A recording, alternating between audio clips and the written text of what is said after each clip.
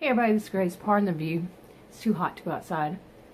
But I started a video, a second part to this, after the intro, yesterday, and I wasn't able to finish it.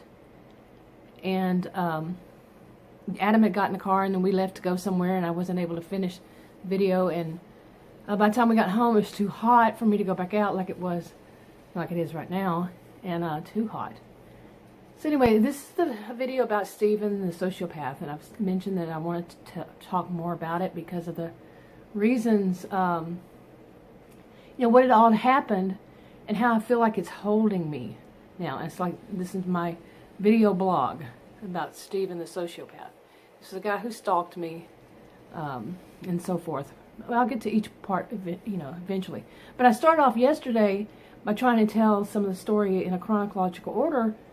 It's not going to work, and I'm going to add that part to this, and maybe I'll say a little more about it. But yeah, it's not going to work because things have come to my mind, bits here and there, like flashbacks and memories and stuff like that. And I've noticed I'm developing a little bit of anxiety about it, and so I want to tell the story when it comes up, what comes to my mind, that story that day, okay, or maybe more than one story that day when it comes to my mind. So it's not going to be in any chronological order.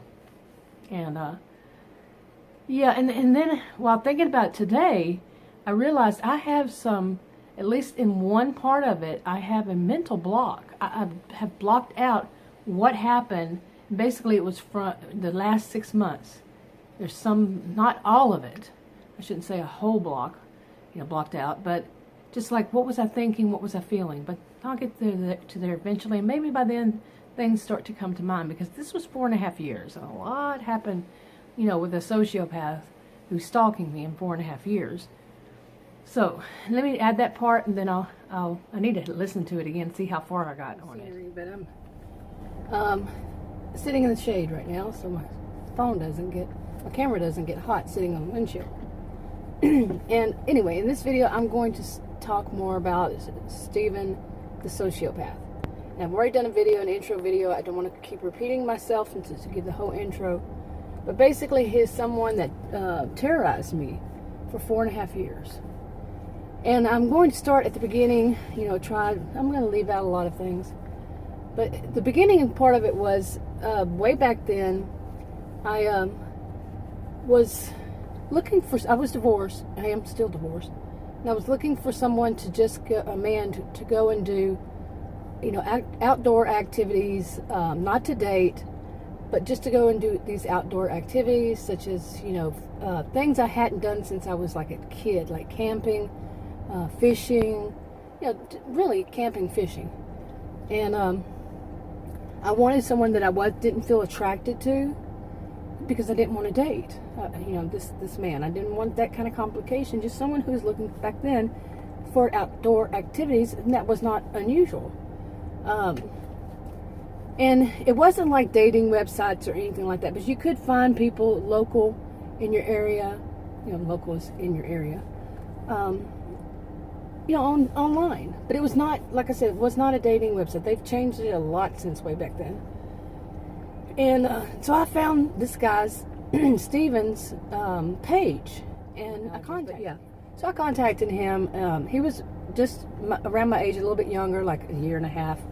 And in this picture, he had a dog, and he just didn't look like somebody I'd be attracted to.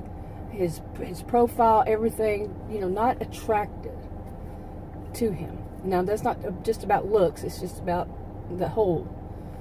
And so I contacted him, and he said on his that that's what he was looking. I did go listen to it, and basically overall, I didn't finish. I didn't get far, but yeah, hadn't met Stephen eventually.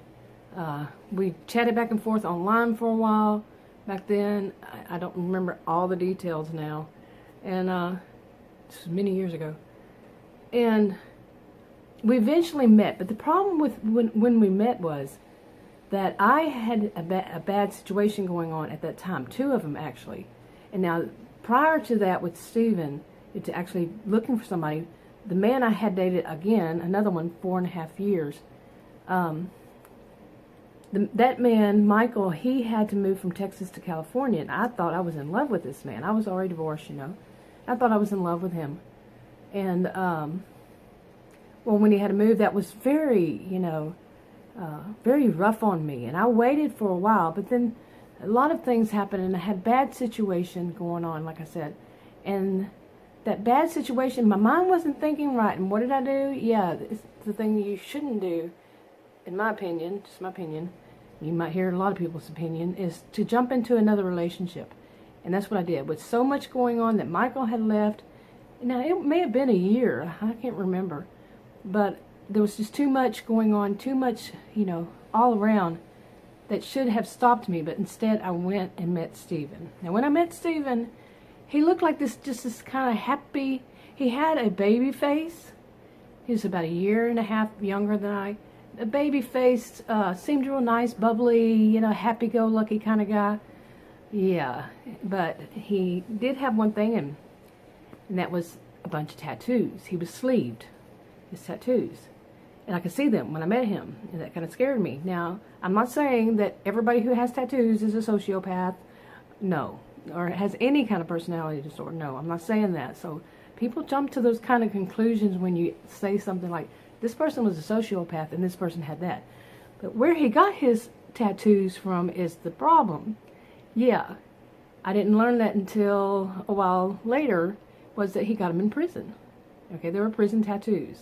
They weren't like the ones that you can see pretty much everywhere if you study it. These were a bit different, but they were from prison. Okay, and that's a long story in and of itself.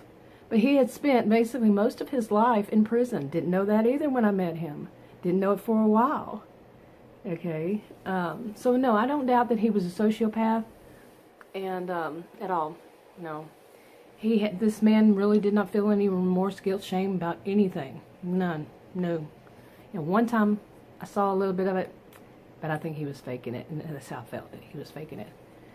So yeah, anyway, this is the wrap up, of this video. Like I said, I really don't want to do them in any kind of chronological order. I just want to do it whenever it comes, whatever comes to my mind.